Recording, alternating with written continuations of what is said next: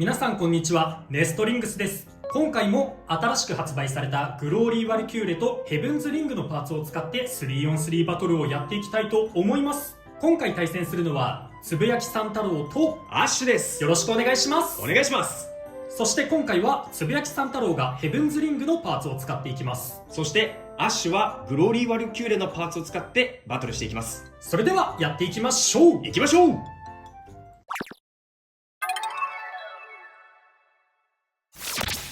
最初にシュートポジションを決めるじゃんけんをします。最初はグー、じゃんけんぽい。左、お互いのファーストベイ、せーの、じゃん。ヘブンズ・リング 170H、 メテオドラグーン 150i。 ファーストバトル、レディーセット、3、2、1、ゴーシュ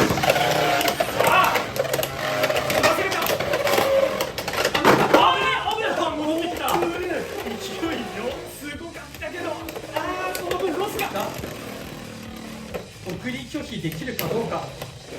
いけそう。やった。フィニッシュ。ヘブンズリングに1ポイント。やったぜ。今見てた側の発言なんだけど、結構終盤ね、ちょっと勝負は決まっちゃうかなとは思いつつも、メテオドラグーンの姿勢を直したように見えて、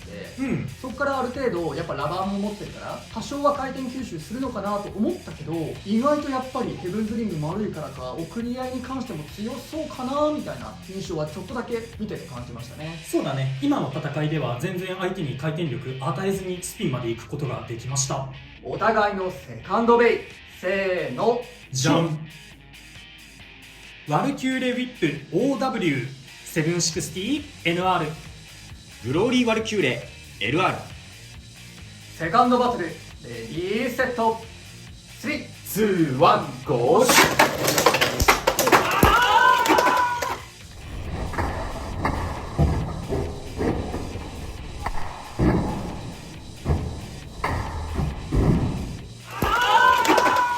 ファーストフィニッシュ。グローリー・ワルキューレに2ポイント。やったぜ。すごい攻撃力を見せれた気がします。それもあるし、こっちの姿勢が良くなかった。抜き出しになっちゃってたな。お互いのサードベイ、せーの、じゃん。クロックミラージュ 455DS。 エアロペガサス 960B。 サードバトル、レディーセット、3、2、1、ゴーシュ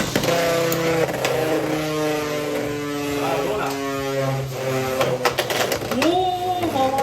た目が、フ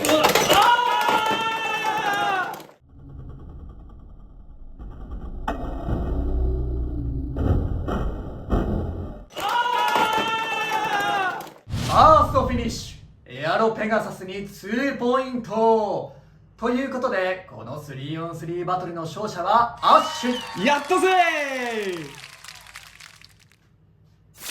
というわけで 3on3 バトルが終わりましたが、いかがだったでしょうか。まずはこっちが使ったヘブンズリングの話からしていいかな。いや、このヘブンズリング結構いいベイだなと思っていて、僕個人の感想ですけど、強すぎず弱すぎずですごくちょうどいいなっていう風に感じています。形状がね、結構丸っこくてスタミナ伸ばすようなスピンを取るようなベイにカスタマイズしていくことが多いのかなとは思うんですけど、そういうカスタマイズ考えた時にやっぱライバルになってくるのがウィザードロッドとかクロックミラージュなんじゃないかなと思うんですけど、ウィザードロッドとこのヘブンズリングのスタミナ面だけを見た時は若干ロッドよりもスタミナは劣ってしまうかなっていう風に思うんですが、ただ10戦やって10戦とも負けちゃうような明確に差があるよっていうほどではなくって、10回やったら3回ぐらいはスピンで勝てる場面もあるんじゃないかなぐらいの感覚に僕は思っているので、調整が上手い人とかが綺麗に組んだらもっと伸びるんじゃないかなとは思いましたね。というのと、スタミナ面は若干ロッドより劣るとは思いつつも、このヘブンズリングだけの個性も色々とあって、まずはラチェットの組み付けですね。シンプル機構以外も付けれるっていうところがクロックミラージュとの差別化になるかなと思っているのと、あとはブレードのこの下側がプラになってて、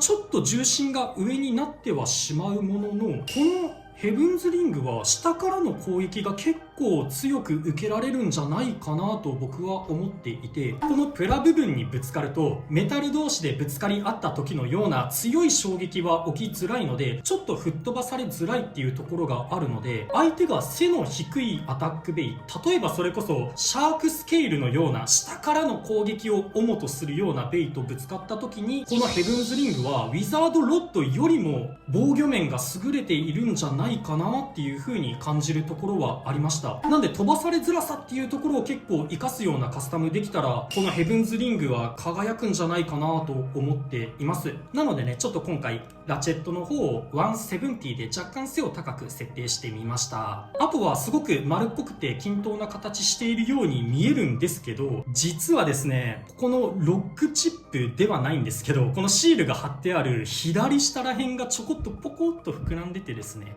これ裏から見るとすごいわかりやすいんですけど、中心の片方だけにメタルが入っていて若干変重心な作りにはなっています。ただこの変重心がめちゃくちゃブレやすくってもう全然整わないよっていうほどではなくって、割とどんなラチェットでも綺麗に組めるかなっていう風には思ってるので、この変重心に関しては全然気にしなくていいレベルなんじゃないかなと僕は思っています。あとは形が綺麗だからっていうのもあって、ファーストバトルでメテオドラグーンと戦った時もそうなんだけど、送り合いにも結構強いんじゃないかなっていうところはあります。あとは新しいビットのディスクスパイク。このビットも使ってみた感想としては、スタミナ面はそこそこ伸びるかなとは思いつつも、ボール系ほどはスタミナ伸びないかなっていうような印象がありました。あとはこの特徴的なリングなんですけど、意外とこれがしっかり効いてるなっていう風に感じるところもあって、斜めになった時に姿勢制御、割とこのリングでしてくれてるなっていう風にちゃんと感じられるようなところはありました。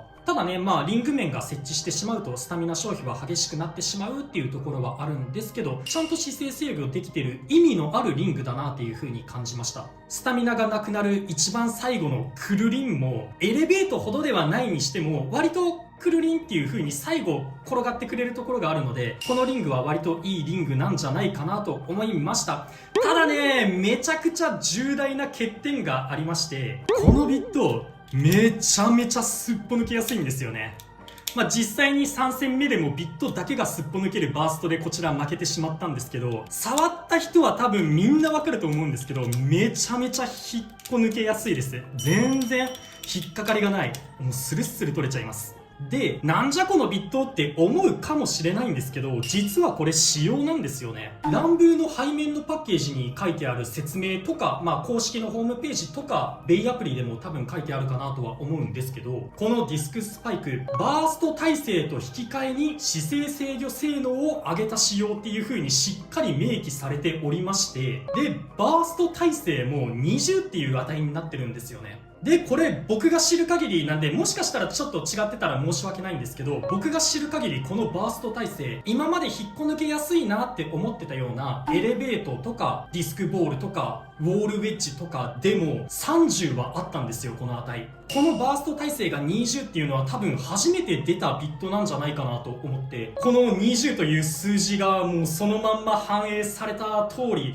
めちゃくちゃバーストされちゃうように作られてはいましたね。ただこのバーストされやすさっていうのがね、ちゃんと設計通りだっていうのがちょっと意外でしたね。ここまでスポスポにしなくてもいいのになっていう風に僕は感じてしまいました。他のね、今まで抜けやすいなって思ってたようなビットでも30はあったので、このディスクスパイクもバースト耐性30ぐらいはあっても別に良かったんじゃないかなっていう風には感じちゃいましたね。ただこのスポスポは仕様みたいでした。シンプルタイプのラチェットにつけても、そうなんだよ。実はそれもちゃんと明記されてて、 DS ビットはシンプルタイプのラチェットに挿してもバースト耐性が20になりますという風にちゃんと書かれてて、もうほんとその通り、シンプルタイプのラチェットにつけてもスッポスポです。なるほどね。おそらくなんだけど、エレベートがめちゃめちゃ送り合い強かったじゃん。現在も強いじゃん。あれの二の舞を作るわけにはいかないってのがまず頭の中にあるんだろうなとは思うんだよね。なのかな。そうだから送り合いにあんまり強すぎるような、うん、それこそ我々は知ってるけどベイブレードバースト